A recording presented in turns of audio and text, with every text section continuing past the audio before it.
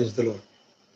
యేసుక్రీస్తు పేరిట అందరికీ ప్రేమపూర్వక వందనాలు తెలియజేసుకుంటూ, ప్రియ సహోదరులారా, ఈ సమయంలో కాసేపు మనందరము దేవుని వాక్యాన్ని ధ్యానించుకుందాం. మరి ఒక మాట చదువుకొని మనందరము కూడా వాక్య భాగంలో వెళదాం. పరిశుద్ధ గ్రంథంలో నుంచి యెషయా గ్రంథము 42వ అధ్యాయము 8వ వచనాన్ని మనం చదువుదాం. యెషయా గ్రంథము 42వ అధ్యాయము 8వ వచనం. యెహోవాను నేనే, ఇదే నా నామము, మరి ఎవనికి నా మహిమను నేను ఇచ్చువాడను కాను. నాకు రావలసిన స్తోత్రమును విగ్రహములకు రానియను, చెందనీయను. మరొకసారి చదువుకున్నాం. యెహోవాను నేనే, ఇదే నా నామము, మరి ఎవనికి నా మహిమను నేను ఇచ్చువాడను కాను. నాకు రావలసిన స్తోత్రమును విగ్రహములకు చెందనీయను. దేవునికి మహిమ కలుగును గాక. వాక్యం మనందరి వెనుకల్లో దేవుడు దీవించి ఆశీర్వదించును గాక. ఈరోజు పరిశుద్ధాత్ముడు మనకు నేర్పించిన అంశం, మన హృదయములలో వాక్యాన్ని నింపుకుందాం. ఈ వాక్యం ద్వారా అనేక విషయాలు తెలుసుకొని బలపడి మనం ఏ స్థానంలో ఉన్నామో, ఎక్కడున్నామో జాగ్రత్తగా పరిశీలించుకుందాం. ఈరోజు అంశం, నీకు దేవుడు ఎవరు? నీకు దేవుడు ఎవరు? ఈరోజు ప్రియ సహోదరులారా, లోకంలో అనేక మంది దేవతలు అనబడిన వారు, దేవుళ్ళు అనబడిన వారు ఉన్నప్పటికీ, మరి బైబిల్లో చెప్పబడిన మాట దేవుడు ఒక్కడే, దేవుడు ఒక్కడే. దేవతలు, దేవుళ్ళు అని చెప్పుకున్న వారు అనేక మంది ఉండొచ్చు, కానీ దేవుడు ఒక్కడే. ఆయన పరలోకమందు ఉన్నాడు. లోకమంతయు పాపముతో నిండి ఉండగా, పాపము లేనివాడు పరిశుద్ధుడు, మరి ఆయన తేజస్సులో అమరత్వము కలిగినటువంటి వాడు. ఆయన సమీపించడానికి ఎవరి వల్ల కాదు. అందుకే మనుషులు దేవుణ్ణి ఎరుగక దేవుని నుంచి దూరమై, మరి మనుషులు తమ ఆలోచనలో ఉన్న దృశ్యాలను, తమ ఆలోచనలో వచ్చినటువంటి వాటిని తమ చేతులతో చేసుకునే రోజు అనేకులు దేవుడనే వాటిని పూజిస్తూ ఉన్నారు. అయితే ప్రియ సహోదరులారా, ఇప్పుడు మనం నేర్చుకుంటున్న అంశం, నీకు దేవుడు ఎవరు? లోకము సరే, లోకములో ఉన్నవారు ప్రవర్తిస్తున్న ప్రవర్తన సరే, దేవుణ్ణి ఎరగక వారు విగ్రహారాధికులైపోయారు. దేవుణ్ణి ఎరగనందున, దేవుడి మహిమను ఎరగనందున, దేవుని ప్రేమను ఎరగనందున మనుషులు చేసుకున్న వాటిని వారు దేవుళ్ళుగా పూజిస్తూ దేవతలుగా కొనియాడుతున్నారు. కానీ మనిషిని చేసిన దేవుడు ఉన్నాడన్న సంగతి ఎవరు గుర్తుపట్టలేకపోతున్నారు.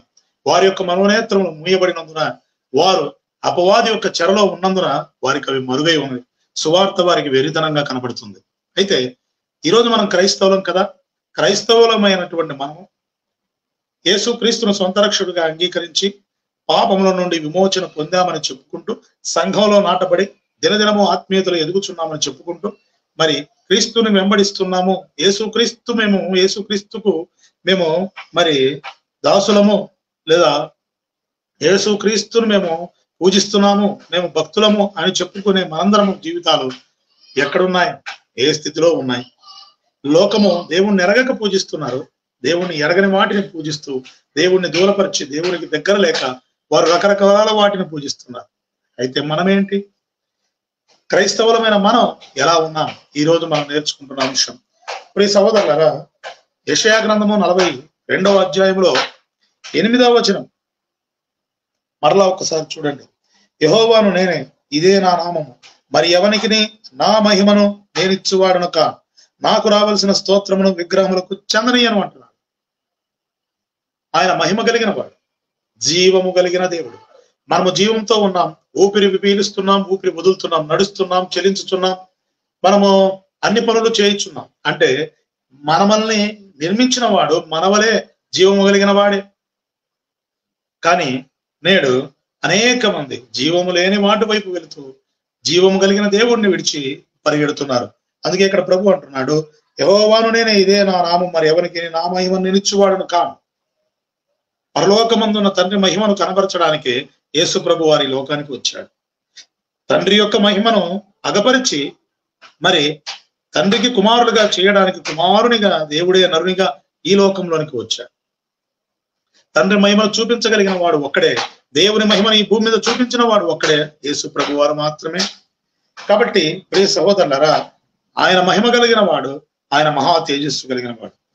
మరి చూడండి, ఇక్కడ గమనించినట్లయితే నాకు రావాల్సిన స్తోత్రములను విగ్రహములకు చెందనీయను అంటున్నాడు. లోకంలో వారు తెలియక మరి రకరకాల పరిస్థితులు గుండా వెళ్తున్నారు. యేసుక్రీస్తుని ఎరిగినటువంటి వారము, నిజమైన దేవుణ్ణి ఎరిగినటువంటి మన జీవితాల్లో దేవుడు ఉన్నాడా? ఈరోజు మనం ప్రశ్నించుకోవాలి. నిజంగా మన స్తోత్రములు మనము దేవుని మహింపరిచే విధంగా ఉన్నామా? ఇంతకీ మన జీవితంలో మనకు దేవుడు ఎవరు? ఇంకెవరు? యేసు ప్రభువే కదా అని ప్రతి ఒక్కరూ అనుకోవచ్చు. మరి ఈ రోజు కొన్ని విషయాలు మనం ధ్యానించుకుంటుండగా, నిజంగా నీ జీవితంలో దేవుడు యేసు ప్రభువేనా? నీ జీవితంలో యేసు ప్రభువే దేవుడిగా ఉన్నాడా? నిజంగా నువ్వు ఆయన భక్తుడిగానే ఉన్నావా? నీ స్తోత్రము ఆయనకే చెందుతున్నదా? నీవు ఆయన్నే మహింపరుచున్నావా అనే విషయాలను, కొన్ని విషయాలు మనం ధ్యానించుకుందాం. మొట్టమొదటిగా చూడండి, ఆదికాండము 6వ అధ్యాయం. చకచక మనం చెప్పుకుందాం. అనేక విషయాలు ఉన్నాయి. ఆదికాండము 6వ అధ్యాయంలో 5వ వచనం నుంచి మనం చదువుకున్నట్లయితే ప్రియ సహోదరులారా, చూడండి, ఇక్కడ గమనించినట్లయితే నరుల చెడుతనము భూమి మీద గొప్పదనియు, వారి హృదయం యొక్క తలంపుల్లోని ఊహంతయు ఎల్లప్పుడూ కేవలము చెడ్డదనియు యెహోవా చూచి, తాను భూమి మీద నరులను చేసినందుకు యెహోవా సంతాపం ఉంది తమ హృదయముల్లో నొచ్చుకొనెను. అప్పుడు యెహోవా, నేను సృజించిన నరులతో కూడా జంతువులను, పురుగులను, ఆకాశ పక్షాదులను భూమి మీద ఉండకుండా తుడిచివేయుదును. ఏలైనగా నేను వారిని సృష్టించినందుకు సంతాపము నొంది ఉన్నానన్ను. అయితే నోవహు యెహోవా దృష్టి యందు కృప పొందినవాడు ఆయన. ప్రియ సహోదరు, ఈ యొక్క అధ్యాయాన్ని మనం గమనించినట్లయితే, మనము జాగ్రత్తగా గమనించినట్లయితే ప్రియ సహోదరులారా, ఇక్కడ చూడండి, ప్రభు అంటున్నాడు, ఈ యొక్క సృష్టిని సమస్తము నిర్మించిన దేవుడు అంటున్నాడు ఒక మాట, నరుల చెడుతనము భూమి మీద గొప్పదనియు. చూసారా, నరుల చెడుతనం అంట భూమి మీద గొప్పదిగా కనపడిందంట దేవునికి. అదే విధంగా వారి హృదయం యొక్క తలంపుల్లోని ఊహంతయు ఎప్పుడు కేవలం చెడ్డది. వాళ్ళ ఊహలు, తలంపులు, వాళ్ళు ఆలోచించే ఆలోచనలు ఎల్లప్పుడూ కేవలం చెడ్డగా ఉన్నాయంట. అంటే వీరి ఊహలు చెడిపోయాయి. రెండవదిగా వారి యొక్క చెడుతనం భూమి మీద గొప్పదైపోయింది. వారి హృదయంలో యొక్క తలంపుల్లో ఊహంతయు ఎల్లప్పుడూ కేవలం చెడ్డదని యెహోవా చూచి, తాను భూమి మీద నరులను చేసినందుకు యెహోవా సంతాపమునుంది తమ హృదయములలో నొచ్చుకునేను. దేవుడు నొచ్చుకున్నాడంట. దేవుడు సంతాపపడి దేవుడు నొచ్చుకున్నాడు. చూసారా, దేవుడు దేవుడే నొచ్చుకునేంతగా సంతాపము చెందేంతగా భూమి మీద నరుల యొక్క చెడుతనం విస్తరిస్తా ఉంది. చూసారా, ఏం నమ్ముకున్నారు వీళ్ళు? మరి నోవహు కాలంలో చూస్తే ప్రియ సహోదరులారా, బలాత్కారులు ఉన్నారు. అంటే తమ బలమునే నడికట్టుగా ధరించుకొని, తమ బలాన్ని నమ్ముకొని, తమ ఏం చేసినా, ఎటువంటి వేషాలు వేసినా, ఏ విధంగా బలాత్కారం చేసినా అడిగేవారు లేరు అన్న విధంగా నోవహు దినాల్లో జరిగింది. ఇక్కడ మనం గమనించినట్లయితే ప్రియ సహోదరులారా, అది మాత్రమే కాకుండా, ఎందుకని ప్రభు పశుపక్షాదులను సమస్తమును సమూలంగా చేస్తున్నాడంటే, దేవుడి నుంచి మనుషులు దూరమయ్యారు. దేవుడి నుంచి దూరమై ఆదాము ద్వారా లోకంలోనికి పాపం ప్రవేశించి, ఆ పాపము దేవుడి నుంచి దూరం చేయడమే గాక దేవునికి విరోధముగా పాపము చేయడానికి మనుషులను ప్రేరేపించుతూ ఉంది. ఇంకా బలంగా పాపం చేయడానికి అవకాశం దొరుకుతూ వచ్చింది. అనగా దేవునికి బదులుగా పశువులను, పక్షాదులను, రకరకాలైనటువంటి సృష్టమును పూజించేటువంటి స్థితిలో మనుషులు ఉన్నారనే కదా. ఆలోచిస్తే ప్రియ సహోదరులారా, మనుషులు ఆ యొక్క నోవహు కాలంలో ఏం నమ్ముకున్నారంటే బలాన్ని నమ్ముకున్నారు. చూసారా, బలాత్కారంగా ఉన్నారు ప్రజలంతా. తమేం చేసినా భూమి మీద చూసేవారు లేరని, దేవుడు ఉన్నాడన్న భయం తొలగిపోయి పాపము మనుషుల్ని బలాత్కారంలోకి నడిపిస్తా ఉంది. తాము ఎలా ఉన్నా, ఏ విధంగా బ్రతికినా మమ్మల్ని పట్టించుకునేవారు లేరు, మేమేం చేసినా అడిగేవారు లేరన్నట్టుగా మనుషుల ప్రవర్తన ఇదిగో నోవహు కాలంలో ఉంది. వారు దేన్ని విగ్రహంగా మార్చుకున్నారంటే బలాన్ని విగ్రహంగా మార్చుకున్నారు, బలాత్కారాన్ని విగ్రహంగా మార్చుకున్నారు. అంటే దేవునికి చెందవలసిన మహిమను వారి బలమునకు ఉపయోగించుకుంటున్నారు. దేవునికి చెందవలసిన మహిమను దేనికి ఇచ్చేస్తున్నారా అంటే తమ బలాన్ని చూసుకొని పొంగిపోతున్నారు. అందుకే దేవుడు అంటున్నాడు, నరుల హృదయం ఎప్పుడు చెడుతనం నిండి ఉంది, వారు ఎప్పుడు గొప్ప చెడుతనం చేస్తున్నారు. అదే విధంగా వారి ఊహలు తలంపులు చెడిపోయాయి. అంటే కంప్లీట్ గా దేవుడి యొక్క స్థానాన్ని వారు తుడిచివేసి ఆ స్థానంలో అనేక విషయాలను నింపుకుంటూ వెళ్తున్నారు అనేది మనకు అర్థమవుతా ఉంది. అందుకే దేవుడు అంటున్నాడు, నరులను చేసినందుకు నేను పశ్చాత్తాపడుతున్నాను. చూసారా, దేవుడే పశ్చాత్తాపడే పరిస్థితికి మనుషులు పాపానికి దిగజారంటే ఎంత భయానకము. వారి ఊహల్లో అంట, వారి తలంపుల్లో అంట ఏం పెట్టుకున్నారంట? చెడుతనం. వారు ఆ చెడుతనం అనేది గొప్పగా ఉందంట, వారు చేసే చెడుతనం. ఎందుకు ఆ విధంగా అంటే దేవుడు ఉన్నాడనే భయం లేక, దేవుడు చూస్తున్నాడనే భయం లేక, తమ బలాన్ని నమ్ముకొని మేమేం చేసినా మమ్మల్ని అడిగేవారు లేరనుకొని తమకు ఇష్టం వచ్చినట్టుగా బలాత్కారం చేస్తూ బ్రతుకుతున్నారు. అందుకే ఇక్కడ అంటున్నాడు, మనిషిని చేసినందుకు, ఇదిగో నరుని చేసినందుకు యెహోవా సంతాపపడుతున్నాడు. చూసారా, దేవుడే సంతాపడుతున్నాడండి, దేవుడే బాధపడుతున్నాడు. ఎందుకో తెలుసా? మనుషులు తమ బలాన్ని నమ్ముకొని బతుకుతున్నారు. తమ బలమే వారికి విగ్రహమైంది, తమ బలమే దేవుడు అనుకుంటున్నారు, బలాత్కారమే దేవుడు అనుకుంటున్నారు. చూసారా, ఈరోజు ఇప్పుడున్న పరిస్థితిలో ప్రియ సహోదరులారా, లోకంలో ఇదే కనపడుతుంది కదా. లోకంలో సరే, క్రైస్తవులమైన మన జీవితాల్లో కూడా ఇదే కదా కనపడుతున్నాయి. ఊహలు చెడిపోయాయి, తలంపులు చెడిపోతున్నాయి, గొప్ప చెడుతనము సంఘాల్లో జరుగుతుంది. నిజమే, ఆలోచించండి. నిజంగా దేన్ని విగ్రహంగా మలుచుకుంటున్నారు? దేవుడిగా దేన్ని చేసుకుంటున్నారంటే బలాన్ని చూసుకొని పొంగిపోతున్నారు. ఈ రోజు అనేక మంది తమకున్న దళబలం కావచ్చు, తమకున్న ఆస్తి బలం కావచ్చు, తమకున్న జనబలం కావచ్చు, ఈ బలాలతోటి ప్రజలు ఏమవుతున్నారా అంటే దేవుడి సంఘంలో దేవుని యొక్క పిల్లలమని చెప్పుకుంటూ తమ్ము తాము హెచ్చించుకుంటూ బలహీనుల మీద పడి బలాత్కారం చేసేటువంటి స్థితి ఈ రోజు సంఘాల్లో కనపడుతుంది. వారు దేన్ని దేవునిగా ఎంచుకున్నారంటే తమ బలాన్ని వారు ఎలా చేసుకున్నారంట? తమ బలాన్ని ఆధారం చేసుకుని దేవుడి చూస్తున్నాడని కానీ, దేవుని సంఘం అని కానీ, దేవుని యొక్క అయ్యో దేవుడు చూస్తున్నాడు, వింటున్నాడు, వినగలిగిన దేవుడు అనే సంగతిని మరచి వారు బలాత్కారం చేస్తున్నారంట. తమకు ఇష్టం వచ్చినట్టుగా బలహీనుల మీదకి రేగుతున్నారని మనం అర్థం చేసుకోవచ్చు. ఇప్పుడు ఇదే పరిస్థితే కదా కనపడుతుంది. రెండవదిగా ఊహంతయు తలంపులు చెడిపోయాయి. నిజమే, దేవుని యొక్క మార్గంలో ఉండవలసిన క్రైస్తవులు, దేవుని యొక్క ఆలోచనలో ఉండవలసిన క్రైస్తవులు నేడు ఎక్కడున్నారయ్యా? ఎక్కడున్నారు అంటే వారి తలంపులు చెడిపోయాయి, వారి ఊహలు చెడిపోయాయి. ఏమున్నాయి మరి తలంపుల్లో?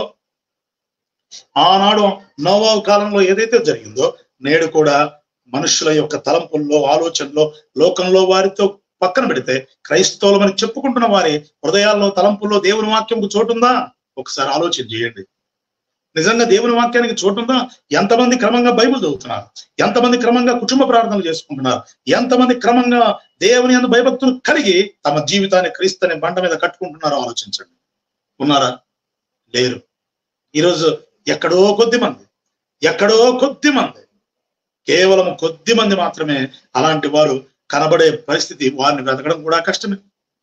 మరి ఇలాంటి వారి ఊహలు, తలంపులు ఎట్లా చెడిపోతున్నాయి అంటే రకరకాలైనటువంటి టైం పాస్ తో ఈరోజు అనేక మంది చూడండి సమయాన్ని వ్యర్థం చేసేటువంటి కార్యకలాపాలు, సమయాన్ని పోగొట్టేటువంటి కార్యకలాపాల్లో సమయం ఇచ్చి ఈరోజు దేవుని యొక్క ఆలోచనలు కానీ, దేవుని యొక్క ఉద్దేశాలు కానీ మనసుల్లో లేకుండా వారి ఊహలు, తలంపులు సమస్తము చెడ్డవిగా మార్చుకుంటున్నారు.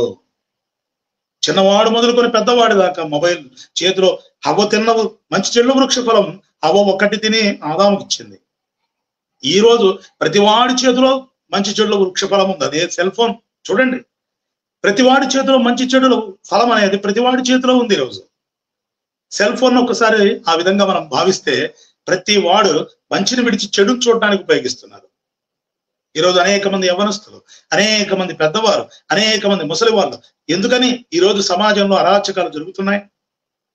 ఈరోజు అనేక చోట్ల ఎందుకని రకరకాలైన పరిస్థితులు దాపురిస్తున్నాయంటే ఊహలు, తలంపులు చెడిపోయాయి. మంచి వాటిని విడిచి చెడ్డ వాటిని చూడడానికి వాళ్ళు పరిగెడుతున్నారు. అందుకే దేవుడు మంచి చెడులో వృక్ష ఫలాన్ని తినద్దు, అది తిన్న దినం నిశ్చయంగా చస్తావు. ఎందుకంటే నువ్వు మంచిని చేయలేవు, చెడును చేయడానికి పరిగెడతావు. ఈరోజు చూడండి, సెల్ ఫోన్ లేకపోతే చిన్నపిల్లలు అన్నం తినలేదు. ఈరోజు సెల్ ఫోన్ ఒక దేవుడు అయిపోయింది. మనుషులందరి చేతుల్లో సెల్ ఫోన్ ఒక దేవుడిగా మారింది. బైబిల్ ఉండాల్సిన చేతిలో సెల్ ఫోన్లు ఉన్నాయి. కుటుంబంలో క్రీస్తు అనే బండ మీద చక్కగా కుటుంబాన్ని కట్టుకోవాల్సినటువంటి కుటుంబాల్లో ఈరోజు ఎన్నో కుటుంబాల్లో చూడండి, మరి తండ్రి ఒక సెల్ ఫోన్, తల్లి ఒక సెల్ ఫోన్, పిల్లోడు ఒక సెల్ ఫోన్, పిల్ల ఒక సెల్ ఫోన్, మనవరాలు ఒక సెల్ ఫోన్, ఇలా ఎవరి ఇష్టం వచ్చినట్టు వాళ్ళ సెల్ ఫోన్లు చేతుల్లో పట్టుకొని ఈ రోజు దేవునికి సమయం ఇస్తున్నారంటే వాటిని వాళ్ళ చేతుల్లో నుంచి తీస్తే ఏమైపోతారో కూడా తెలియని స్థితికి వెళ్ళిపోతున్నారు. ఇప్పుడు ఏది విగ్రహం అయిపోయింది? వారి ఊహలను తలంపులను పాడు చేసేటువంటి సెల్ ఫోను అందరికీ దేవుడైపోయింది. చూసారా సాతాను ఏ విధంగా మంత్రం చేశాడు, సాతాను ఏ విధంగా అందరినీ మంచి చెడుల వృక్ష ఫలం తినేటట్టుగా చేస్తున్నాడు. ఈరోజు ఎంత బాధాకరం. ఈరోజు ప్రియ సహోదరుడా సహోదరి ఆలోచించే, దేవుడు సంతాపడుతున్నాడు. ప్రభు అనుకుంటున్నాడు, మీ చేతిలో బైబిల్ ఉండాలి కదా, నేను కదా మీ చేతిలో ఉండాలి, నాతో కదా మీరు సహవాసం చేయాలి, ఎక్కువ సమయం మీరు నా పిల్లలు నాతో కదా గడపాలి. కానీ మీరేం చేస్తున్నారు? నన్ను విడిచి సెల్ ఫోన్తో బతుకుతున్నారు, నన్ను విడిచి ట్యాబులతో బతుకుతున్నారు, నన్ను విడిచి కంప్యూటర్లతో బతుకుతున్నారు, నన్ను విడిచి టీవీలతో బతుకుతున్నారు. ఎవరికి స్థానం ఇస్తారో చూడండి. ఒక పాప ఎగ్జామ్ పేపర్లో రాసిందంట, నేను సెల్ ఫోన్ అయితే ఎంత బాగుండేది. చూసారా, ఆ పాప ఇంటికి తల్లిదండ్రులు రాగానే, ఇద్దరు సాఫ్ట్వేర్ ఇంజనీర్స్ ఉంటూ అక్కడంతా ఉద్యోగం, ఇంటికి రాగానే మరి ఆ టకటక రావడం, ఫ్రెష్ అప్ అవ్వడం, మళ్ళీ చేతిలో కంప్యూటర్ సెల్లు తీసుకొని వారి పనివారు. అప్పుడు ఆ పాప ఎగ్జామ్ లో రాసిందట, నేను నా తల్లిదండ్రుల చేతిలో సెల్ అయితే ఎంత బాగుండేది. ఎందుకంటే ఈ అమ్మాయిని పట్టించుకోవడమే మానేశారు వాళ్ళు, ఆ చిన్న బిడ్డను పట్టించుకోవడమే మానేశారు. ఎందుకంటే శరీరం వారి చేతుల్లో ఏముందంటే ఇదిగో అపవాది వేసిన అగ్నిబాణంకి పడిపోయారు వాళ్ళు. నిజమే కదా. ఈరోజు అనేక మంది తల్లిదండ్రులు సంకలోనే పిల్లను పెట్టుకొని ఊరంతా ఎతికినట్టు చూడండి, అనేక మంది ఈరోజు సెల్ ఫోన్ వల్ల నాశనం అయిపోతున్నారు. వారి ఊహలు చెడిపోతున్నాయి, చూడకూడని చూస్తున్నారు, వినకూడని వింటున్నారు. అనేకమైన పనికి మారిన అపవిత్రమైన చూసి ఈరోజు వారి ఊహలు తలంపులు చెడిపోతున్నాయి. ఇంతకీ నీకు దేవుడు ఎవరు? ప్రియ సహోదరుడా సహోదరి, నీ కుటుంబంలో దేవుడు ఎవరు? మరి నోవా కాలంలో చెడిపోయినట్టుగా ఈరోజు నీ కుటుంబంలో ఉన్నవారు కూడా చెడిపోతున్నారా?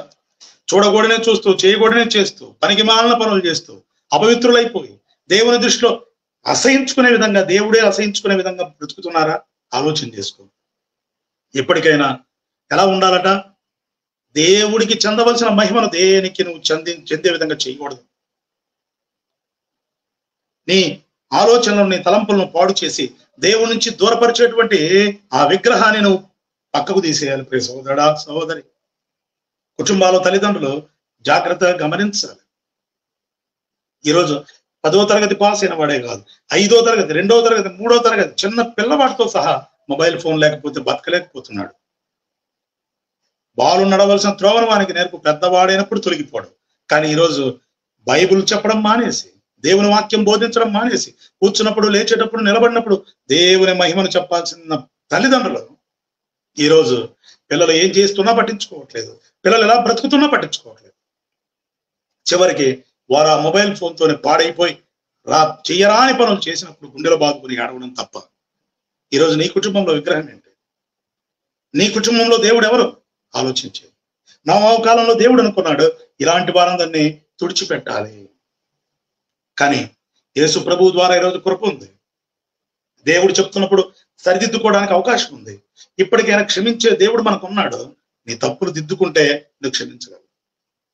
ఒకవేళ నీ కుటుంబంలో ఇప్పుడే ఒకవేళ సెల్ ఫోన్ నీకు దేవుడైతే, ఒకవేళ నీకు టీవీ దేవుడైతే, ఒకవేళ నీకు రకరకాలైన సాధనాలు నీకు దేవుడైతే, వాటిని విడిచిపెట్టి నీ చేత్తో పరిశుద్ధ గ్రంథాన్ని పట్టుకోవడం నేర్చుకో.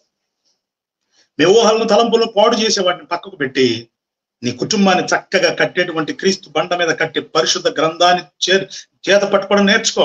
నీ బ్రతుకు మారుతుంది. కాబట్టి ఊహలు తలంపులను పాడు చేసేటువంటి ఆ యొక్క మంచి చెడుల వృక్ష ఫలం పక్కన పెట్టు. నీకు ఒకవేళ అది దేవుడైతే పక్కకు పెట్టు. ప్రియ సోదరుడా, ఒక భయాన్ని ఉంచుకో, ఒక భయాన్ని చూడు, ఒక్క భయాన్ని ఉంచుకో. నోవా కాలంలో దేవుని భయం ప్రజలకు లేదు. దేవుడు చూస్తున్నాడని, వింటున్నాడన్న భయమే లేకుండా బ్రతికారు. ఒకవేళ నువ్వు అలాంటి స్థితిలో ఉంటే, దేవుడు ఎక్కడ చూస్తున్నాడులే, దేవుడు ఎక్కడ వింటాడులే, నేను చేసేటివన్నీ ఎవరు చూస్తున్నారులే అనుకుని ఒకవేళ ఇప్పటికే ఒకవేళ అపవిత్రతలో ఉంటే, మొబైల్ లేక రకరకాలైనటువంటి సాధనాలు ఇంటర్నెట్ ద్వారా పనిచేసే ప్రతి సాధనంలో పడి ఇప్పటికే వాటి మత్తులో పడి చిత్తైపోతున్నావేమో, జాగ్రత్త. ఇప్పటికైనా విగ్రహాన్ని విడిచిపెట్టు. ఆ విగ్రహాన్ని పక్కకు పడేసి చేత బైబిల్ పట్టుకొని బ్రతుకు మారుతుంది. దేవుడిని ఎందు అసహ్యపడే పరిస్థితి తెచ్చుకోకుండా, నిన్ను చూసి దేవుడు అసహించుకునే స్థితి రాకుండా జీవితాన్ని మార్చుకో, నీ కుటుంబాన్ని కట్టుకో. చూడండి, రెండో విషయాన్ని మనం గమనిస్తే ఇక్కడ వాళ్ళు ఏంటి చూడండి, ఇప్పుడు మనం చెప్పుకున్న దాంట్లో ఏంటంటే బలాన్ని దేవుడు అనుకున్నారంట. రెండవది, ఆ ఊహలు తలంపులు చెడిపోయినట్టుగా దేవుడు ఎదురు చేసుకున్నారు వాళ్ళు. కాబట్టి వీటిని విడిచిపెట్టడం మంచిది. రెండవది చూడండి, ఆదికాండము 11వ అధ్యాయము 1 నుంచి 5 వచనాలు మనం చూస్తే, ఆదికాండము 11వ అధ్యాయము మనం ఒకసారి గమనిద్దాం. భూమి అంతటా ఒక్క భాషయు ఒక్క పలుకును ఉండను. వారు తూర్పున ప్రయాణమైపోచుండగా షీనారు దేశమందు ఒక మైదానం వారికి కనబడెను. అక్కడ వారు నివసించి, మనం ఇటుకలు చేసి బాగా కాల్చుదాం రండిని ఒకరితో ఒకడు మాట్లాడుకున్నది. రాళ్లకు ప్రతిగా ఇటుకలను, అడుసులకు ప్రతిగా మట్టికేలను వారికి ఉండను.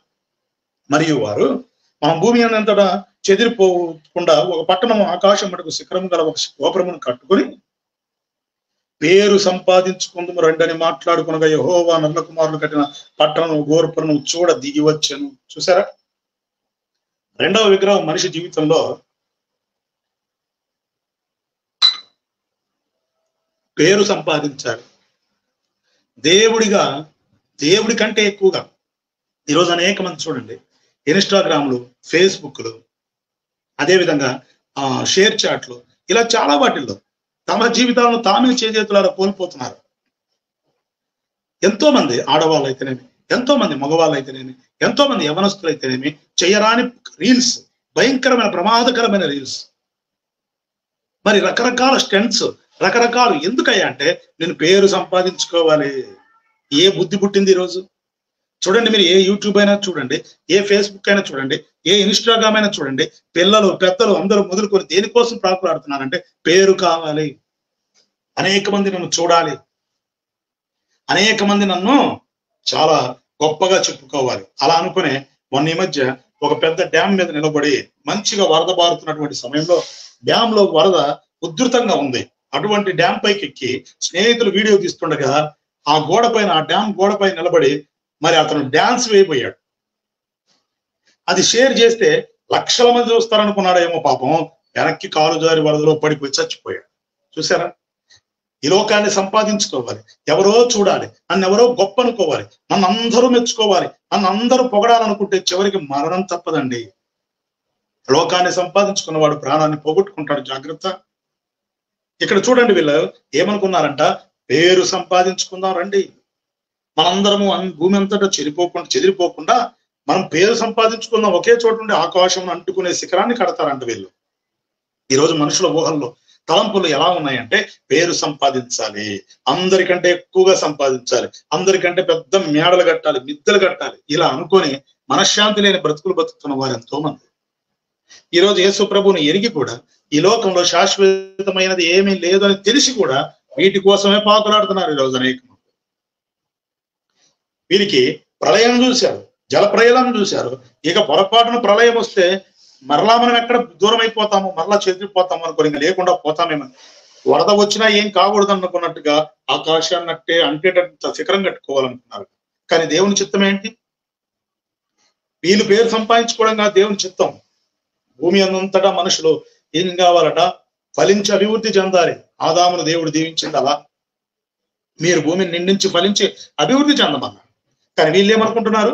అందరం ఒకే చోట ఉందాం, అందరం ఒకే చోట ఎదుగుదాం, అందరం ఒకే చోట పెద్ద శిఖరాన్ని కట్టి పేరు సంపాదించుకుందాం.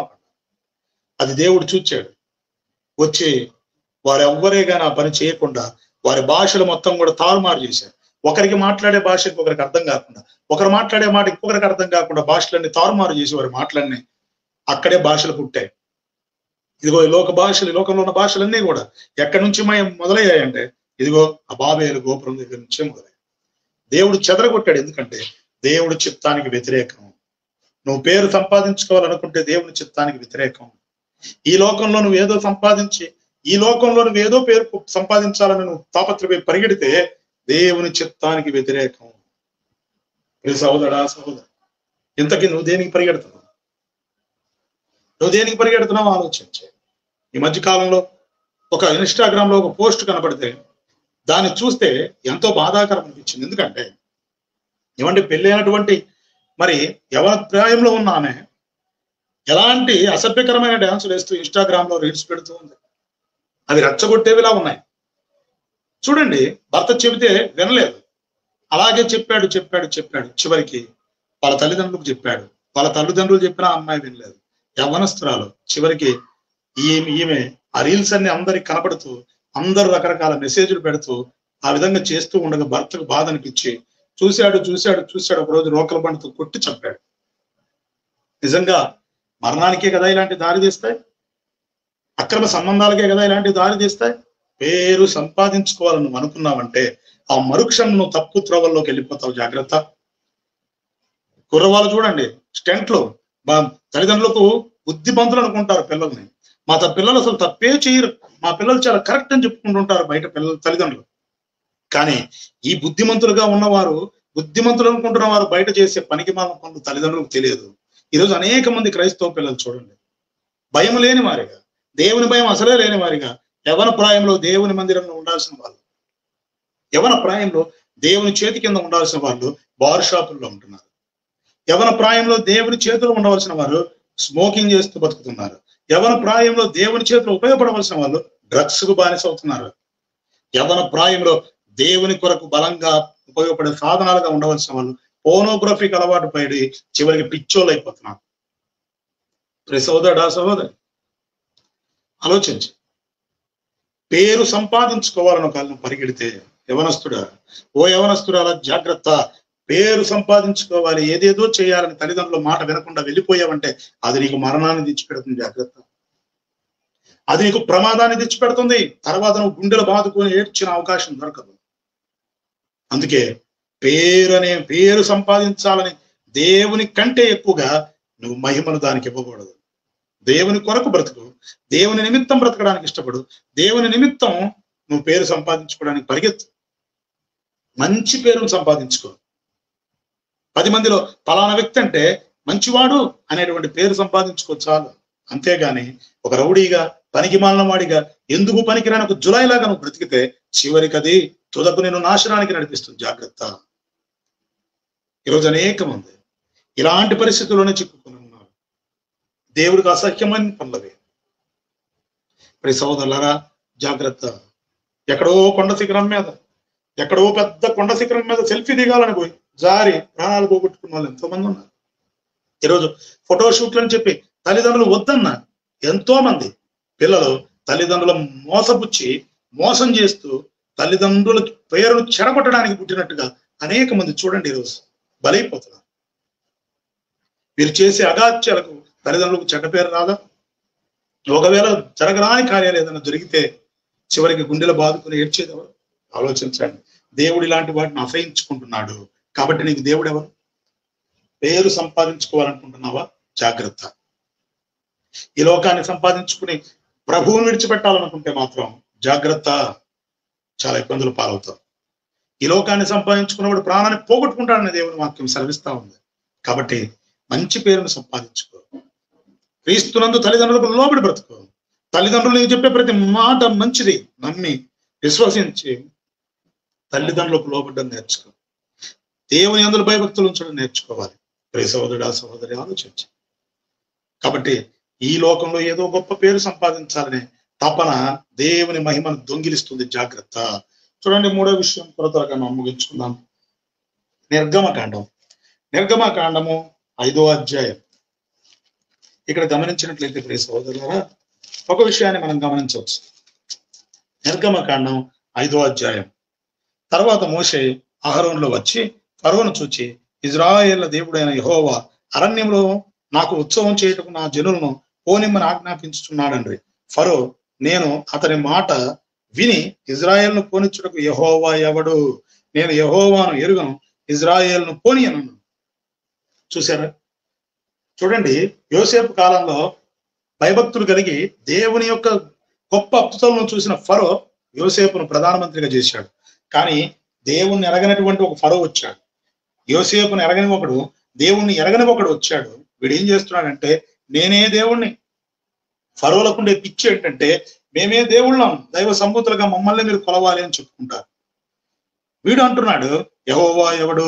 చూసారా, నేను చెప్పిందే జరగాలి, యెహోవా ఎవడు, నేను చెప్పిందే శాసనం, యెహోవా ఎవడు అంటున్నాడు. ఎంత బాధాకరం కదా. ఈరోజు ఒకవేళ నువ్వున్న అధికారంలో, ఒకవేళ నువ్వున్న స్థానంలో, నువ్వున్న ఉద్యోగ స్థలంలో, నువ్వున్న కాలేజీలో, నువ్వున్న చదువు స్థితిలో, ఎక్కడైనా సరే, ప్రియ సహోదరుడా, ఉద్యోగంలో, ఎక్కడైనా సరే, వ్యాపారంలో, నేనే గొప్ప, నేను చెప్పిందే జరగాలని ఒకవేళ నువ్వు అనుకుంటే దేవుడు కొట్టి పడేస్తాడు. జాగ్రత్త. ఫరో జీవితం ఏమైపోయింది చూడండి. నేను దేవుణ్ణి అనుకున్నాడు, నేను దేవుడి కంటే దేవుడి స్థానంలో ఉన్నాను అనుకున్నాడు, నేనేం చెప్తే అదే జరగాలనుకున్నాడు, చిత్రహింసలు పెట్టడానికి చూశాడు. చివరి ఫరో జీవితం అతలాకుతలమైపోయి 10 తెగుళ్లతో ఐగుప్తు చిత్రమైపోయింది. ఈరోజు అనేక మంది జీవితాలు ఎందుకు పనికిరానివిగా మారిపోతున్నాయో తెలుసా? వాళ్ళ జీవితంలో ఎందుకు సక్సెస్ లేదో తెలుసా? వారు ఏది చెయ్యాలనుకున్నా అది ఫలించకపోవడానికి కారణం ఏంటో తెలుసా? వారి జీవితాల్లో ఏమాత్రం ఎదుగు బొదుగు లేకుండా బ్రతకడానికి కారణం ఏంటో తెలుసా? వాళ్ళు ఒకటే అనుకుంటారు, మేము గొప్ప, మేమేం చెప్పినా జరగాలి, మేం చెప్పేది అందరూ వినాలి. చాలా పెద్ద మోసం ఇది. ఫరోకున్న గర్వం అది. ఫరోను దేవుడు ఎలా కొట్టాడో దేవుడు అలాగే కొడతాడు. చాలా జాగ్రత్త ప్రియ సహోదరుడా, సహోదరు. ఈరోజు తమకున్న అధికారాన్ని బట్టో, తమకున్న పదవులను బట్టో, తమకున్నటువంటి స్థితిని బట్టో మేము చెప్పింది జరగాలి అనుకుంటారు చాలా మంది. మేము చెప్పింది అందరూ చెయ్యాలి అనుకుంటారు. కానీ దేవుడు అట్లా ఒప్పుకోడండి. ఎవరిని ఎక్కడ ఏ స్థాయిలో ఉంచాలో, ఏ స్థితిలో ఉంచాలో దేవునికి తెలుసు. నోరు మూసుకొని ఆ స్థితిలో నువ్వు ఉండాలంతే. ఒకవేళ నిన్ను భార్యగా ఉంచాడా, భర్తకు లోబడి బ్రతుకు. పిల్లలుగా ఉంచాడా, తల్లిదండ్రులకు లోబడి బ్రతుకు. నిన్ను ఒక కాలేజీ స్టూడెంట్ గా ఉంచాడా, టీచర్లకు లోబడి బ్రతుకు. నిన్ను మంచి పదవిలో పెట్టాడా, దేవునికి భయపడి బ్రతకాలి. అలా కాదు, నేను చెప్పిందే జరగాలి, నేను అనుకున్నట్టుగానే అన్ని జరగాలని ఒకవేళ నువ్వు అనుకుంటే ఆయన కొట్టి పడేస్తాడు. సింహాసనంలో ఎక్కించువాడు ఆయనే, సింహాసనం నుంచి పడద్రోయవాడు ఆయనే. ప్రియ సహోదరుడా, సహోదరి, ప్రియ యవనస్తులారా, జాగ్రత్త. ఇక్కడ ఫరో అంటున్నాడు, యెహోవా ఎవడంట. వాడనే మాట చూడండి. ఈరోజు మేము ఈ మాట అనలేదు కదా, యేసు ప్రభు ఎవరు అని మేము అనడం లేదు కదా అని మీరు అనుకోవచ్చు. మీరు డైరెక్ట్ గా అనడం లేదు. మీరు డైరెక్ట్ గా యేసు ప్రభు ఎవరు అనడంలా. మీ గొప్పతనాన్ని, మీకున్న గర్వంతో దేవుడి కంటే ఎక్కువగా దేవుడి స్థానంలో ఉండడానికి ప్రయత్నిస్తున్నారు. జాగ్రత్త. దేవునికి దాసులుగా ఉండాలి, దేవుని భయం కలిగి ఉండాలి. కానీ నేను చెప్పింది జరగాలి, నేనే నేనే నేనే అంటే దేవుడు అతపాతాలనికి తొక్కేస్తాడు. జాగ్రత్త. ఒకవేళ నీ జీవితంలో ఇలా నేనే అనే ఒక విషయం కనుక నీలో మొదలైతే, నేను చెప్పింది అందరూ చెయ్యాలి, నేను అనుకున్నట్టుగానే అన్ని జరగాలని ఒకవేళ అనుకుంటే, ఈ రోజుతో ఆ స్థితిని మాని, ఆ పరిస్థితిని మార్చుకోలేకపోతే దేవుడు కొడతాడు. జాగ్రత్త. సహోదరుడా, సహోదరి, నీ కుటుంబంలో ఒకవేళ అటువంటి గర్వం ఉంటే తీసేసుకో. సంఘంలో అటువంటి గర్విష్ఠులుంటే గర్వాన్ని తీసేసుకోండి దేవుడు ఎదుట. లేకపోతే ప్రమాదంలో పడతారు. ఏముండకూడదట. ఇంతకీ నీ జీవితంలో దేవుడు ఎవరు? గర్వమా, అహంకారమా? నేనే అనే పదానికి ఒక్కరు మాత్రమే అనాలి. సర్వ సృష్టికర్త అయిన దేవుడు యేసు ప్రభువు వారు మాత్రమే అనాలి, నేనే నేనే అని. ఆయన మాత్రమే అనడానికి అర్హుడు. ఆయన మాత్రమే, ఓన్లీ వన్. ఆయన మాత్రమే సజీవుడైన దేవుడు. ఆయన అనాలి. ఆయన పిల్లలమైన మనం, లోకంలో ఉన్న వాళ్ళకు విర్రవీగొచ్చు, కానీ దేవుని పిల్లలమైన మనము దేవుని మహిమను దొంగిలించే వారిగా ఉండకూడదు. దేవుని స్థానాన్ని కోరుకునే వారిగా మనం ఉండకూడదు. కాబట్టి ఫరో చివరికి ఏమైపోయాడు చూడండి. పతనమైపోయింది జీవితం. రాజ్యం అంతా అల్లకొల్లమైపోయింది. 10 తెగుళ్లతో గందరగోళం సృష్టించబడిన తెలివి రాలేదు. కఠినాత్ముడైపోయాడు. ఈరోజు అనేక మంది ఇదే స్థితిలో ఉన్నారండి. అనేక మంది క్రైస్తవుల్లో గర్వం పెళ్ళుపుకుతుంది. అనేక మంది క్రైస్తవ కుటుంబాల్లో గర్వం అనేది విర్రవీగి తిరుగుతున్నారు. జాగ్రత్త. దేవుడు కొడతాడు. కొట్టకుండా చూసుకోండి. ఇంతకని దేవుడు ఎవరు చూడండి. మనము 4వ విషయాన్ని చూస్తే, నిర్గమకాండం 32వ అధ్యాయం. నిర్గమకాండం 32వ అధ్యాయంలో ఒక మాట చదువుకుందాం. మోషే కొండ మీద తడువు చేయట ప్రజలు చూచినప్పుడు, ఆ ప్రజలు అహరోను వద్ద కూడి వచ్చి, లెమ్ము, మా ముందర నడుచుటకు ఒక దేవతను మా కొరకు చేయము ఐగుప్తులోని మమ్మల్ని రప్పించిన మోషే అనువాడు ఏమాయనో మాకు తెలియదని అతనితో చెప్పారు. చూసారా ఏమండి, గొప్ప తెగుళ్ళు పుట్టించి బానిసలుగా బ్రతుకుతున్న ప్రజల్ని రొప్పుతూ ఫరో చేతి కింద కఠినమైన దాస్యత్వంలో బ్రతుకుతున్న వాళ్ళను దేవుడు ప్రేమించి బయటికి తీసుకొచ్చాడు. కానీ వీళ్ళు ఏం చేస్తారండి, దేవుణ్ణి విడిచిపెట్టి దేవుడు ఎర్ర సముద్రాన్ని దాటించి దేవుడు ఎంతో స్వయంగా మాట్లాడాడు.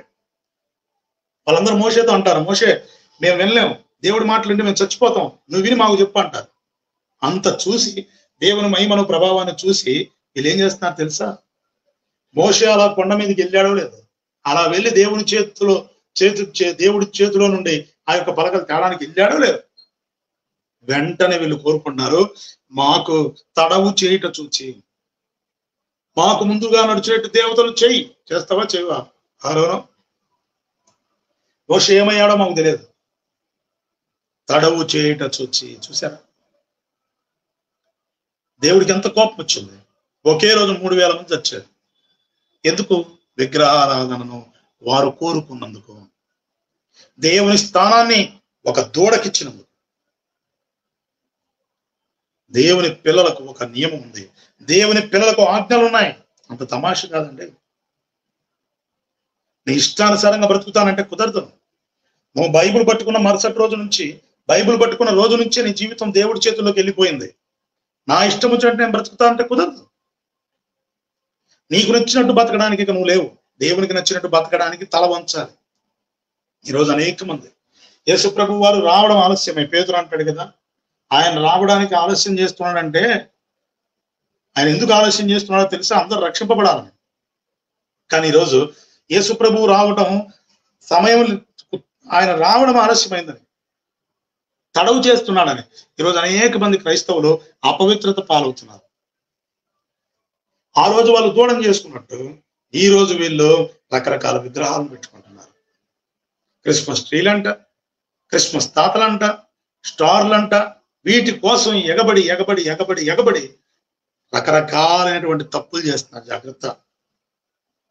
భూమి మీదనే గాని, నీళ్ళల్లో గాని, ఆకాశం అందే గాని ఏ రూపాన్ని చేయకూడదు అన్నాడు.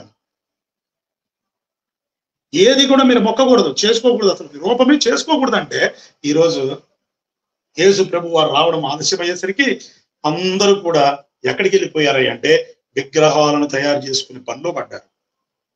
ఇప్పుడు దగ్గరలో ఉంది కదా క్రిస్మస్, స్టార్లు తయారు చేస్తారు, రకరకాలైనటువంటి క్రిస్మస్ తాత వేషాలు వేస్తారు. ఎక్కడున్నాయి? బైబిల్లో ఉన్నాయా? ఎక్కడన్నా అపోస్తులు చేశారా? ఏమాత్రం ఎవరికి అవసరం లేదు, ఏమాత్రం అవసరం లేదు. ఇవన్నీ మేము ఏదో ఒక విషయంలో కాలయాపన చేయాలి, ఇలా ఏదో ఒక దాంతో మేము టైంపాస్ చేయాలి, భక్తిని చూపించుకోవాలి. కానీ దేవుడు చెప్పిన భక్తి అది కాదన్న సంగతిని విడిచిపెడుతున్నారు ఈరోజు. ఆ రోజు వాళ్ళు దూడం చేసుకున్నట్టు ఈరోజు వీళ్ళు ఏం చేస్తున్నారు తెలుసా? ఇదిగో రకరకాలైనటువంటి కార్యక్రమాలు చర్చిలోనే జరుపుతున్నారు. ప్రియ సోదరులారా, జాగ్రత్త. దేవుడు సహించడు. ఈరోజు అనేక మంది సేవకులను విగ్రహాలుగా పెట్టుకుంటున్నారు. సేవకుడు ఏది చెప్తే అది కరెక్ట్ అంట. సేవకుడు చెప్పిందే రైట్. మరి నీకు బైబిల్ ఎందుకు దేవుడు ఇచ్చాడు? అక్కడ నిలబడి బోధించేవాడు దేవుని చేత బోధించబడుతున్నాడా, సొంత బోధ చేస్తున్నాడని తెలుసుకోవడానికి నువ్వు జాగ్రత్త పడాలని దేవుని వాక్యంలో ఉంది కదా. యోహాను రాసిన మొదటి పత్రిక 4వ అధ్యాయంలో ఆ క్రీస్తు ఆత్మ, దేవుని ఆత్మ ఏదో, అపవాది ఆత్మ ఏదో తెలుసుకోవాలని రాయబడింది కదా. దేవుని ఆత్మ చేత బోధిస్తున్నారా, లేకపోతే నిన్ను పక్కదారి పట్టించే సాతాను బోధాన్ని ఎరగాలి కదా. కానీ ఈరోజు అనేక మందికి విగ్రహాలు ఎవరైపోయారంటే సేవకులు అయిపోయారు. నీకోసం ఏమైనా సేవకుడు ఏమైనా ప్రాణం పెట్టాడా? నీకోసం ఏమైనా సేవకుడు ఏమన్నా శిక్ష పొందాడా? కాదే. కానీ ఈరోజు అనేక మంది సేవకులు విగ్రహాలుగా చేసుకున్నారు. జాగ్రత్త. వాళ్ళు పచ్చి గడ్డి పెట్టినా, పనికిరాని గడ్డి పెడుతున్నా ఏమాత్రం నోరెత్తకుండా పశువుల్లాగా మేస్తున్నారే తప్ప ఇది గడ్డి కదా అని ప్రశ్నించేవాళ్ళు. చూడండి, మళ్ళా నాడు మోషే ఏమాయనో అని తెలియక యుద్ధం చేసుకుంటే ఈరోజు బైబిల్ చదివే జ్ఞానం లేక సేవకులను దేవుళ్ళగా చేసుకున్నారు. మా అయ్యగారు యేసు ప్రభువులు అంటాడు. ఇంకా మా అయ్యగారు చెప్తే 100% కరెక్ట్ ఎట్లవుతుంది? ప్రియ సోదరులారా, ఆలోచించండి. ఒకవేళ ఆ విధంగా నీవు కోరుకుంటే దేవుడికి రావాల్సిన మహిమను స్టార్లకు, తర్వాత క్రిస్మస్ ట్రీలకు, క్రిస్మస్ తాతలకు, సేవకులకు ఇలా నువ్వు ఒకవేళ దేవుని మహిమను ఇచ్చావంటే, దేవుడి మహిమను ఇదిగో వాటి మీదకి నీ మనసు మొల్లింది, దేవుని మహిమపరిచే బదులుగా వీటిని నువ్వు మహిమపరచడానికి ప్రయత్నించావు అంటే శాపాన్ని పొందుతావు. జాగ్రత్త, ఖచ్చితంగా శాపాన్ని పొందుతావు. దేవుని వాక్యం సెలవిస్తుంది. 3000 మంది చచ్చారు ఆ రోజు. మరణానికి కారణమైన పరిస్థితి. ఇక్కడ చూడండి, ఒక మాట చదువుతాను. మర్నాడు వారు ఉదయం లేచి దూడ దహన బలులను, సమాధాన బలులను అర్పించిరి. అప్పుడు జనులు తిరుటకు, తాగుటకు, కూర్చుంటకు, ఆడుటకు లేచిరి. అబ్బా, చూసారా? ఈరోజు కుటుంబాల్లో ఏం జరుగుతుందండి? సంఘాల్లో ఏం జరుగుతుందండి? తినడానికి, తిరగడానికి, ఆడుటకు లేచారంట. మరి దేవుడు ఏమైపోయాడు? దేవుని భక్తి ఏమైపోయింది ఈరోజు? ఏమండి? స్టార్లు పెట్టుకుని కూర్చున్నారు, క్రిస్మస్ తాతలు వేసుకుని కూర్చున్నారు. ఈ విధంగా దేవుని మహిమను విడచి, ఇష్టానుసారంగా దేవుని మహిమను విడిచి తిరిగితే శాపాన్ని పొందుకుంటారు. జాగ్రత్త. ఇంతకీ నీకు దేవుడు ప్రభువు చెప్పిన మాటలను విడిచిపెట్టి, అపోస్తుల బోధన విడిచిపెట్టి ఒకవేళ నీకు సేవకుడు దేవుడు అయ్యాడా? జాగ్రత్త. ఒకవేళ ఇలాంటివన్నీ దేవునికి విరోధంగా చేసుకుంటూ మేము క్రైస్తవులను చెప్పుకుంటూ నామకార్థంగా బతుకుతున్నావా? జాగ్రత్త, శిక్ష పొందుతుంది. చూడండి తర్వాత విషయం, 5వ విషయం చూస్తే సంఖ్యాకాండంలో 25వ అధ్యాయం ఎంతో ప్రాముఖ్యమైన. చూడండి, ఇజ్రాయేలు షిత్తీములో దిగి ఉండగా ప్రజలు మోయాబురాండ్రతో విచారం చేయసాగిరి. ఆ స్త్రీలు తమ దేవతల బలులకు ప్రజలను పిలువగా వీరు భోజనం చేసి వారి దేవతలకు నమస్కరించిరి. అట్లు ఇజ్రాయేలు బయలుపేరుతో కలుసుకున్నందున వారి మీద యెహోవా కోపం రగులుకొనెను. ఎంత బాధాకరం కదా! దేవుడు ఎంతో ప్రేమించి ఐగుప్తులో నుంచి విడిపించి తీసుకెళ్తుంటే దేవుడి ఆజ్ఞలు ఉన్నాయి, దేవుడి యొక్క నివాసం, దేవుని యొక్క నిబంధన మందసం మోసుకొని వెళ్తుంది, దేవుని యొక్క సన్నిధి వాళ్ళతో ఉండగా వీరు ఎంత పాపానికి గుడిగట్టారు చూడండి. ఏం చేశారట? మోయాబురాండ్రతో విచారం చేయడమే కాకుండా వారి యొక్క విగ్రహములకు బలి. 2 విషయాలు దేవునికి భయంకరమైన పాపం, కోపం. అది ఆయనకి దేవునికి నచ్చని విషయాల్లో ఈ 2 చాలా ప్రమాదకరమైన స్థాయికి తీసుకెళ్తాయి. 1 వ్యభిచారం, 2 విగ్రహారాధన. జాగ్రత్త. ఈరోజు ఇదే ఎన్నో, ఈ పండుగ ఏదో జరుగుతూ ఉంది కదా, లోకంలో పండుగ జరుగుతూ ఉంది. ఈరోజు అనేక మంది క్రైస్తవులు నిజంగా దేవుని భయాన్ని విడిచి వాటి దగ్గరికి పోయే వాళ్ళు లేరంటారా? మా పండుగలకు మేము ఇచ్చాం, మీ పండుగలకు మీరు ఇస్తే మేము ఎందుకు తీసుకోమని చెప్పి నిర్భయంగా, నిశ్చింతగా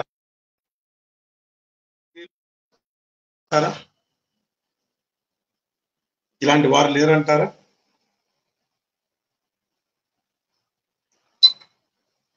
జాగ్రత్త. అన్యులతో పొత్తు, అన్యులతో సహవాసం మంచిది కాదు. దేవుని ప్రేమను చెప్పాలి, దేవుని ప్రేమను చెప్పి వారు రక్షింపబడాలనే ప్రేమ ఉంచాలి. కానీ వారు చేసిన పనుల్లో నువ్వు పొరపాటున పాలిభాగస్తులు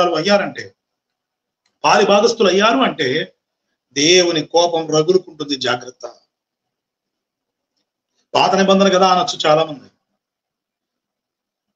దేవుడు చెబితే వినకినప్పుడు మోషే ద్వారా నడిపించే విధానంలో మోషే ద్వారా చెప్పిస్తే వినకపోయినప్పుడు తన సొంత కుమారుణ్ణి అర్పించాడు బలిగా.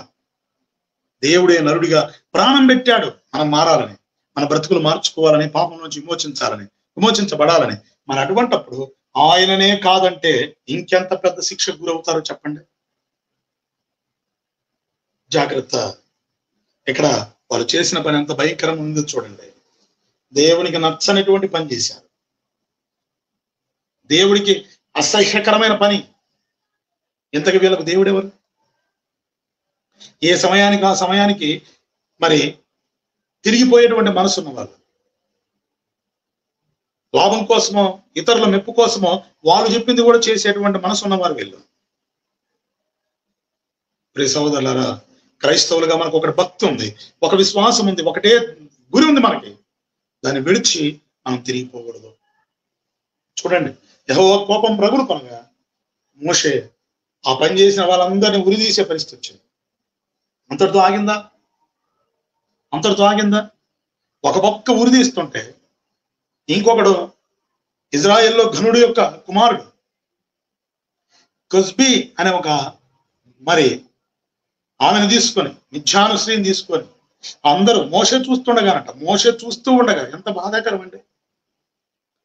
దేవుని వలన గొప్ప బలం ఉంది. ఇజ్రాయెల్లో నడిపించుతున్న మోషే ఎదుట భయం కూడా లేకుండా వాడు పాపం చేయడానికి పోతున్నాడంటే, ఈరోజు దేవుడి ఎదుట సంఘంలో తప్పు చేయడానికి నీ కాలు పరిగెడుతుంటే జాగ్రత్త.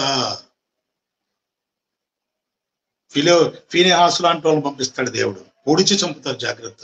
ఆత్మీయంగా చంపడం అంటే శారీరకంగా చంపే స్థితి కొత్త నిబంధనలో లేదు, కానీ దేవుడు మరణానికి అప్పగించడం మాత్రం ఖచ్చితంగా జరుగుతుంది. ఈరోజు అనేక మంది దేవునికి ఇవ్వాల్సిన మహిమను అనేక వాటికి ఇస్తున్నారు. ఈరోజు క్రైస్తవంలో ఉన్న పిల్లలు, క్రైస్తవులుగా ఉన్న యవనస్తులు ఈరోజు లోకస్తులతో కలిసిపోయి దేవునికి దూరంగా వెళ్ళి ప్రమాదాలను పొందించుకున్నారు అనేక మంది. ఈరోజు అనేక మంది పెద్దలు మీరు చేసినప్పుడు మాకు ఇచ్చారు, మేము చేసినప్పుడు మీకు ఇస్తామని భాయ్ అనుకుంటూ ఈరోజు అనేక మంది క్రీస్తు యొక్క విశ్వాసాన్ని విడిచిపెట్టిన వ్యర్థులైపోతున్నారు. జాగ్రత్త, దేవుని కోపం రగులుకుంటుంది, జాగ్రత్త. తన కుమారుణ్ణి బలిగా అర్పించాడు, ఇంకెంత ఆ కుమారుణ్ణే కాదని నువ్వు వెనక్కి అడుగు వేస్తే, ఆయన కాదని నువ్వు పాపం చేస్తే ఎంత భయంకరమైన శిక్ష పడుతుందో చూడండి. ఫీనెహాసు లేచి వాళ్ళ వెనకాలే వెళ్ళాడండి. గుడారంలో తప్పు జరుగుతూ ఉంది, తెగులు మొదలైంది, ఇక తెగులు అందరినీ చంపేస్తూ ఉంది. ఏమాత్రం వాడు భయం భక్తి లేకుండా కొజ్బీ అని ఆమెను తీసుకుని గుడారంలోకి వెళ్ళాడు. వెనకాలే ఫీనెహాసు వెళ్ళాడు. దేవుని భయం కలిగిన వాడు, దేవుని పక్షంగా రోషం కలిగిన వాడు. ఈటతో గుచ్చితే ఇద్దరు ఒకేసారి చచ్చిపోయారు. జాగ్రత్త సోదరుడా, సోదరి. ఒకవేళ నీ సంఘంలో అపవిత్రతకు చోటిస్తున్నావా, విగ్రహారాధనకు చోటిస్తున్నావా, డీజేలు పెడుతున్నావా, లేకపోతే రకరకాల అన్ని సంప్రదాయాలను నీవే సమ్మతిస్తున్నావా, జాగ్రత్త. శాపానికి గురవుతావు. నీ కుటుంబంలో, సంఘంలో ఎక్కడైనా సరే దేవుని మహిమను ఇంకొక దానికి నువ్వు ఇచ్చావంటే జాగ్రత్త, ప్రమాదంలో ఉన్నట్టు జాగ్రత్త. సోదరుడా, పొరపాటును కూడా దేవునికి నచ్చని అసహ్యకరమైన పనులు, విగ్రహారాధన, వ్యభిచారం, ఈ రెండు సంఘంలో ఉండకూడదు, ఏ క్రైస్తవుని జీవితంలో ఉండకూడదు. అలా ఉంటే మాత్రం నిత్య పాతాళానికి వెళతారు తప్ప ఇంకొక మార్గం లేదు. క్రైస్తవుడు అయ్యుండి, లోకంలో వారి సంగతి నేను చెప్పట్లేదు, క్షమాపణ పొందుతారు. క్రైస్తవులు అని చెప్పుకుంటూ, దేవుని వాక్యం మాకు తెలుసు అని చెప్పుకుంటూ ఆదివారం మందిరానికి వెళుతూ దేవుని ఎదుట దేవుడు చూస్తుండగానే పాపం చేయడానికి పరిగెత్తావంటే జాగ్రత్త, మరణం పొంచి ఉంది, జాగ్రత్త. ఈరోజు అనేక మంది సేవకులుగా ఉన్న వాళ్ళు అనేక మంది చాలా విషయాల్లో ఇరుక్కొని కూడా బోధ చేస్తున్నారు. అనేక మంది ఎలా ఉన్నారో వాళ్ళకి తెలిసి కూడా వాళ్ళ హృదయం దోషారోపణ చేస్తున్నా సరే బోధ చేయడానికి వస్తున్నారు. ఈరోజు అనేక మంది పెద్దలు ఇష్టానుసారమైన జీవితం జీవిస్తూ కూడా పెద్దలు సంఘంలోకి వచ్చి పెత్తనం చేస్తున్నారు. ఈరోజు యవనస్తురాలు వారు చేసేటువంటి అపవిత్రమైన పనులు వాళ్ళకు తెలిసి కూడా దేవుని పనిలో చొరవ చేసుకోవాలనుకుంటున్నారు. అది భక్తి అవుతుంది అనుకుంటున్నారు వాళ్ళందరూ. దేవుడు ఒప్పుకోడు, ఇలాంటి వాటిని దేవుడు సహించడు. నువ్వు చేసే భక్తి దేవునికి నచ్చదు. నీ బ్రతుకు మార్చుకోవాలి, లేకపోతే దేవుడు సహించేవాడు కాదు. ఆయనకిచ్చే మహిమను ఇంకెవ్వరికి ఇవ్వడానికి ఆయన పొరపాటును కూడా ఇష్టపడ్డు. కాబట్టి ప్రియ సోదరులారా, జాగ్రత్త. అన్ని ఆచారాలు, అన్ని పరిస్థితులు ఒకవేళ సంఘాల్లో, కుటుంబాల్లోకి వస్తే దూరపరచుకోవడం నేర్చుకో. తర్వాత చూడండి ప్రియ సోదరులారా, చివరిగా ఒక విషయాన్ని మనం, ఒకటి లేదా రెండు విషయాలు మనం జాగ్రత్తగా చూద్దాం. మొదటి సమూయేలు గ్రంథము, మొదటి గ్రంథము చూడండి, 2వ అధ్యాయము 12వ వచనం మనం గమనించినట్లయితే, ఏలి కుమారులు యెహోవాను ఎరుగని వారై మిక్కిలి దుర్మార్గులై ఉండేది. ఏలి కుమారులు యెహోవాను ఎరుగని వారై మిక్కిలి దుర్మార్గులై ఉండేది. రెండో చూడండి 22వ వచనం. ఏలి బహు వృద్ధుడాయను. ఇజ్రాయేలు తన కుమారులు చేసిన కార్యములన్నీ వారు ప్రత్యక్ష గుడారం ద్వారం దగ్గరకు సేవ చేయుటకు వచ్చిన స్త్రీలతో సేనించుటయు మాట చెవినబడగా వారిని పిలిచి ఇట్లను, ఈ జనుల ముందర మీరు చేసిన చెడ్డ కార్యములు నాకు వినపడినవి. ఇలాంటి కార్యములు మీరెందుకు చేయుచున్నారు? నా కుమారులారా, ఇలాగ చేయవద్దు. నాకు వినపడినది మంచిది కాదు. యెహోవా జనులకు మీరు అతిక్రమింపజేయుచున్నారు. నరునికి నరుడు తప్పిదం చేసిన యెడల దేవుడు విమర్శ చేయను గాని, ఎవరైనా యెహోవా విషయంలో పాపము చేసిన యెడల వాని కొరకు ఎవడు విజ్ఞాపన చేయను అనను. అయితే యెహోవా వారిని చంపదలిసి ఉండను కనుక వారు తమ తండ్రి యొక్క మొర్రను వినకపోయిరి. బాలుడకు సమూయేలు ఇంకా ఎదుగు యెహోవా దైవందన మనుషులకే చూడండి. ఇక్కడ ఒక మాట మనం ఎలా ఉన్నారంట, ఏలి బహు వృద్ధుడయ్యాడు. ఇక్కడ చూస్తే ప్రియ సహోదరులారా, చిన్నప్పటి నుంచి ఏది యాజకుడే కదా, చిన్నప్పటి నుంచి బిడ్డలను ఎందుకని దేవుని మార్గంలో పెంచలేకపోయాడు? ఒక రకంగా చెప్పాలంటే ఏలి పాస్టర్ కదా, ఎందుకని పిల్లల్ని పాస్టర్ గా ఉండి దేవుని మార్గంలో పెంచలేకపోయాడు? బహు దుర్మార్గంగా ఎందుకు పెంచాడు? ఇక్కడ గమనిస్తే ఏలి కుమారుడు యెహోవాను ఎరుగని వారే మిక్కిలి దుర్మార్గులు అంటే చెప్పలేదు అని అర్థమవుతూ ఉంది. వీళ్ళు ఏం చేసేవారంట? ఆ మొత్తం చదివితే మీకు అర్థమవుతుంది. ఇక్కడ సేవ చేయడానికి వచ్చే స్త్రీలను కూడా చెరిపేవాళ్ళు, బలవంతంగా వాళ్ళతో శయనించేవారు. ఇక్కడ గమనించాలి, ఈ అంత్య దినాల్లో ఒక పెద్ద విగ్రహం ఒకటి ఉంది. ఏంటో తెలుసా? పిల్లలు.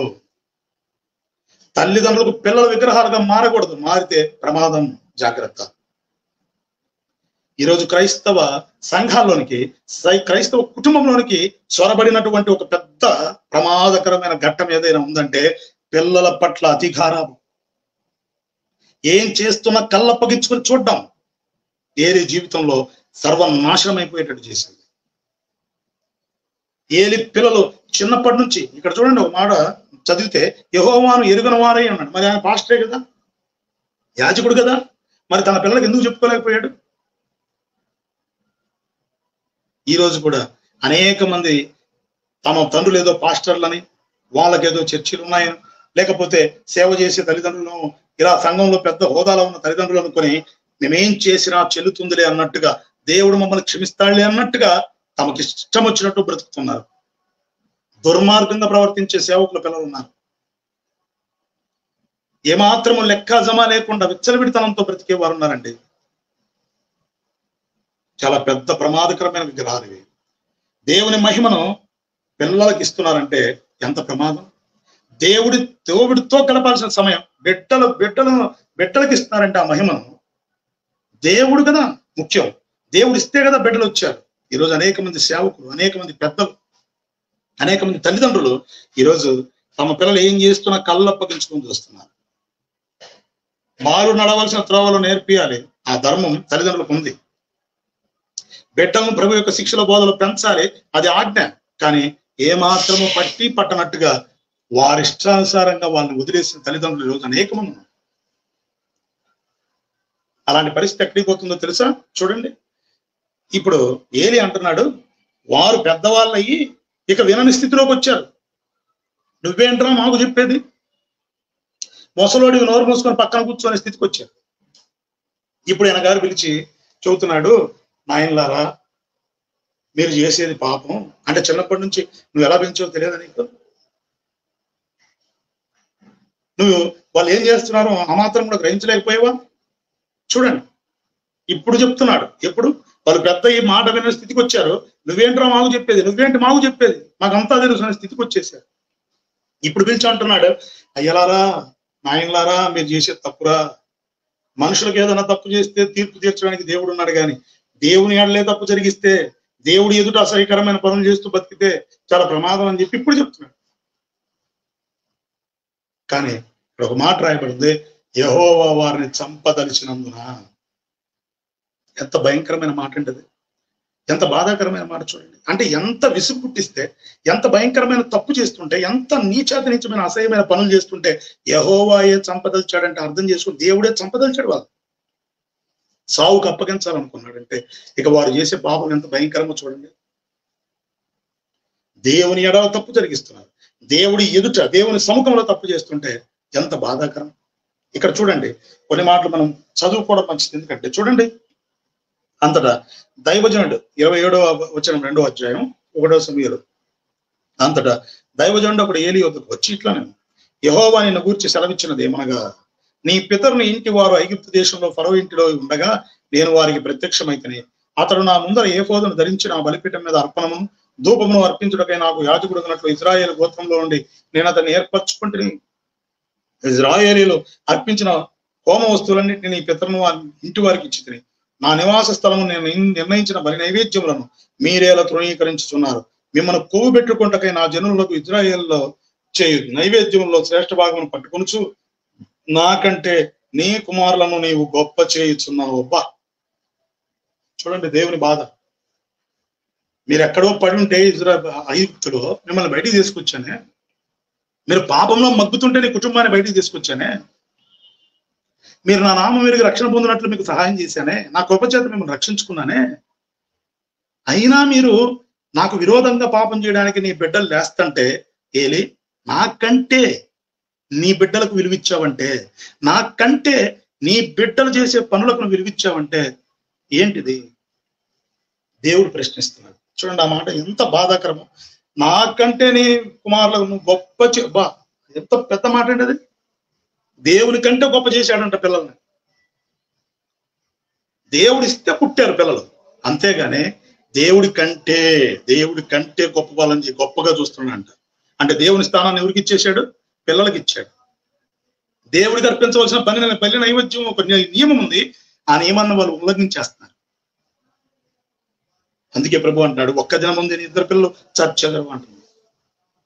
ఈ రోజు కూడా అండి అనేక సంఘాల్లో సేవకుల పిల్లలమని చెప్పుకొని ఏమీ రాకపోయినా అపవిత్రమైన డ్రెస్సులు వేసుకొని అపవిత్రమైనటువంటి పనులు బయట చేస్తూ రకరకాల సిగరెట్లు తాగుతూ మందు కొడుతూ మరలా అక్కడికి వచ్చి గిటార్లు ధరించుకొని కీబోర్డులు పెట్టుకొని మేము సేవకుల పిల్లలమని చెప్పి ఆ బలిపీఠం దగ్గర ధైర్యంగా నిలబడుతున్నారండి. అందుకే యాక్సిడెంట్లలో పోతున్నారు కదా. అందుకే చిన్న వయసులో మహిమా ప్రవేశం అని బోట్లు పెట్టాల్సిన పరిస్థితి వచ్చింది. మహిమలకు పోరు, పాతాళానికే పోతారు. జాగ్రత్త. ఇష్టం వచ్చినట్టు విచ్చలవిడితనం జీవించి నువ్వు దేవుని బలిపీఠం దగ్గర నిలబడే అర్హత నీకు ఎట్లా వస్తుంది? భయం లేదు అంటే పిల్లలకి తల్లిదండ్రులు నేర్పట్లా దేవుని మహిమ ఏంటో, దేవుని గొప్పతనం ఏంటో, యేసు ప్రభు వారి యొక్క గొప్పతనం ఏంటో, ఆయన ప్రేమ ఏంటో, కృప ఏంటో, కనికరం ఏంటో, తీర్పు ఏంటో పిల్లలకు చెప్పాలి. చెప్పకపోతే ప్రమాదం. జాగ్రత్త. ఇక్కడ చూడండి ఫైనల్ ఏమంటున్నాడు, నువ్వు నాకంటే నీ కుమారులను గొప్ప చేశావు. అబ్బా ఎంత బాధాకరం అండి. నీ కుమారులను గొప్ప చేసుకో. ప్రియ సహోదరులారా జాగ్రత్త. ఒకవేళ నీ జీవితంలో ఏది గొప్పదో దేవునిని మించి నువ్వు దేనికి విగ్రహంగా మలుచుకుంటున్నావు, జాగ్రత్త. అతిగా నువ్వు దేన్ని ప్రేమించినా దేవుని కంటే దేవుడు ఖచ్చితంగా దాన్ని తీసేస్తాడు నీ జీవితం నుంచి. జాగ్రత్త. నీ బలాన్ని గొప్పగా చూసుకుంటున్నావా? మంచి పేరు కావాలి, నేను పెద్ద పేరు సంపాదించాలని దేవుడి కంటే ఎక్కువగా దానికోసం పాకులాడుతున్నావా?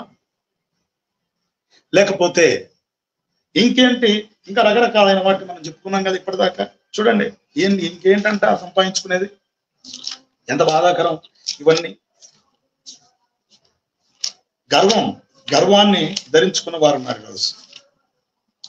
ఇలా ప్రతి ఒక్క దాంట్లో ఆరితేరిన వారు ఉన్నారు. జాగ్రత్త. కాబట్టి నువ్వు దేన్ని పెట్టుకున్నావో నేనే అనే గర్వం ఉందేమో, జాగ్రత్త.